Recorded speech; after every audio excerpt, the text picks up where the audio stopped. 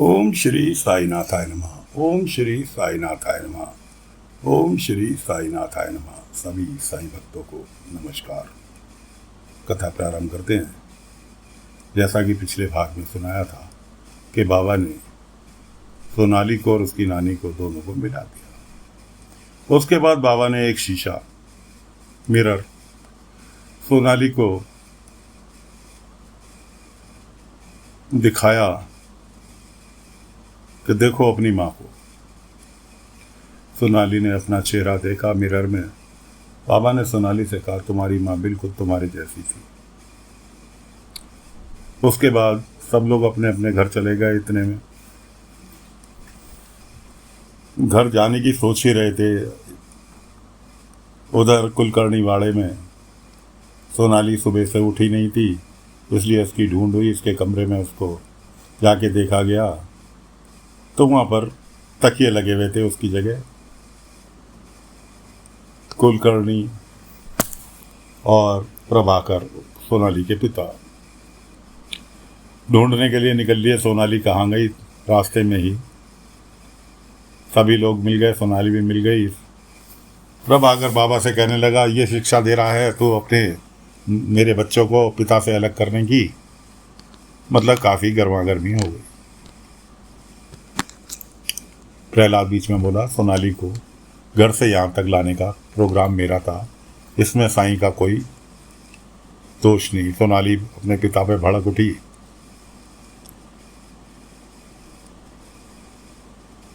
कि तुमने मेरे को मेरी नानी से दूर क्यों रखा। खैर बाप उसे हाथ खींचते हुए कुलकर्णी वाड़े की ओर ले गया। प्रहलाद बाबा के साथ साथ द्वारका माई पहुंच गए। अब द्वारका माई में प्रहलाद बाबा से कह रहा, सोनाली साईं अच्छी लड़की है, मैंने फैसला चेंज किया है, मैं सोनाली को साथ विवाह कर लूँगा, लेकिन मैं लंदन नहीं जाना चाहता, मैं यहीं रहकर बच्चों को शिक्षा देना चाहता हूँ। पहुँच गए द्वारका माई कुलकर्णी सरकार। इसकी बात सुन के कुलकर्णी सरकार ने तुरंत फ़ायदा उठाया।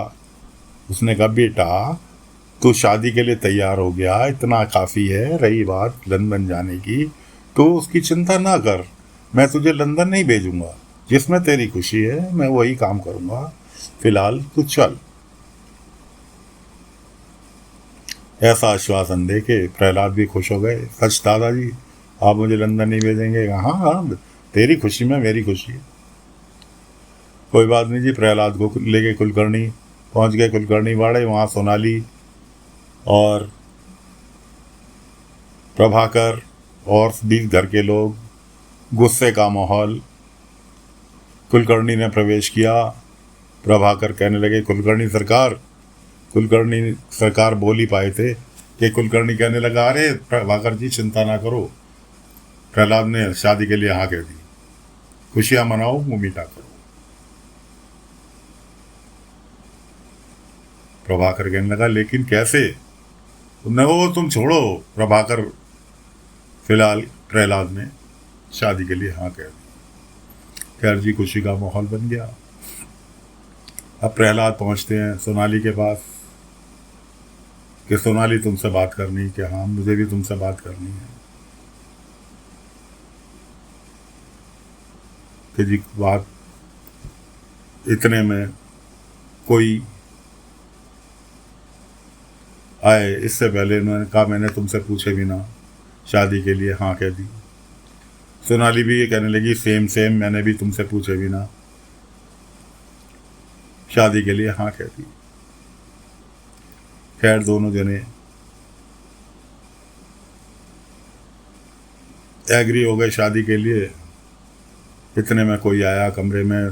प्रहलाद फिर खिड़की के रास्ते बाहर निकल लिया। लेकिन केशव को डाउट था कि जरूर उसके पिता ने उसके बेटे को झूठ बोलकर राजी किया है। खुशी का मौका था। प्रहलाद ने कहा कि आजूबा आजूबा ये फार्म है सरकारी नौकरी का और मैं नौकरी करना चाहता हूँ, इस पर दस्तखत कर दो। तो हाँ हाँ क्यों नहीं, कुलकर्णी ने साइन करे और उठा के वो फार्म जो था संता के हाथ में थमा दिया कि संता, इसे शाम की डाक से भेज देना। इशारा कर दिया संता को, वो कैसे फाड़ के फेंक दिया।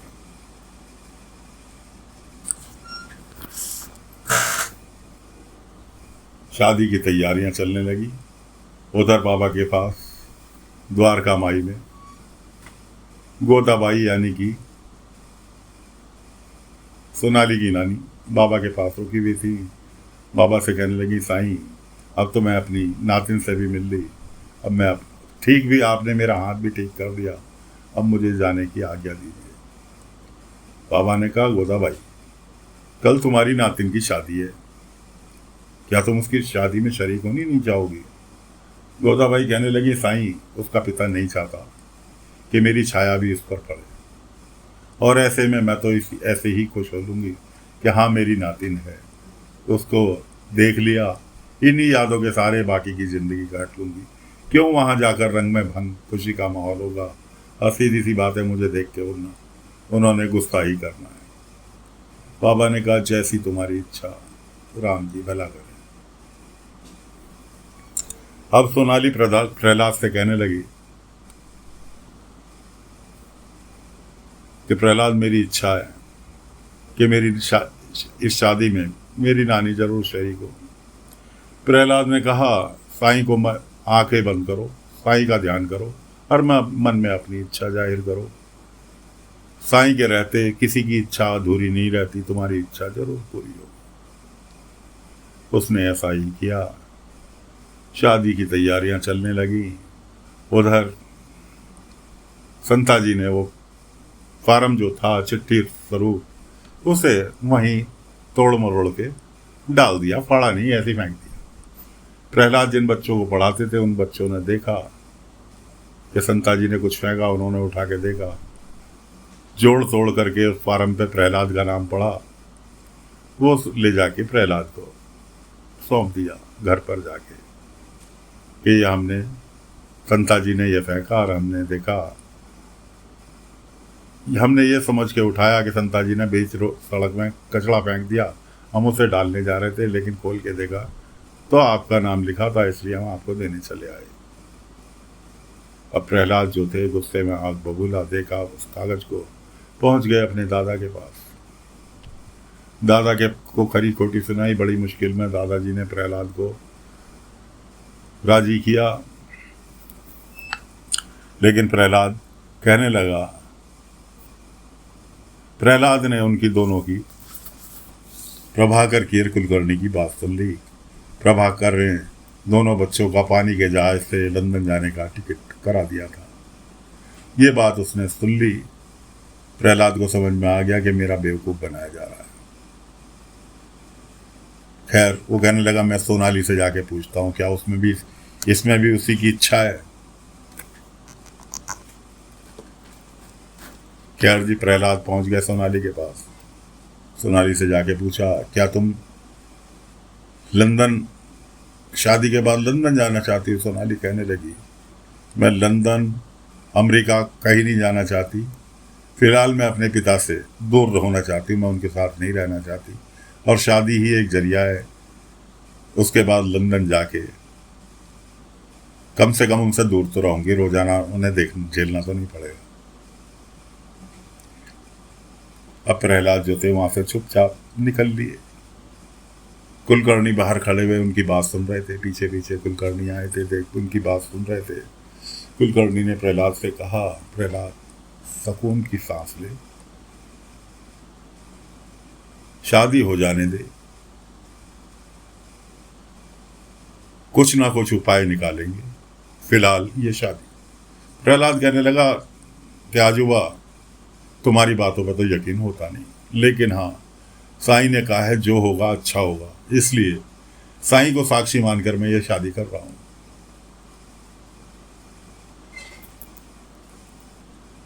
जो करेंगे साईं मेरे हित में ही करेंगे, इसलिए मैं साईं को साक्षी मानकर इस शादी के लिए तैयार हूँ। अब मैं कोई रुकावट पैदा नहीं करूँगा। खैर जी शादी हो गई, शादी होने लगी, तैयारियां होने लगी, यहाँ तक कि जयमाला का टाइम आया।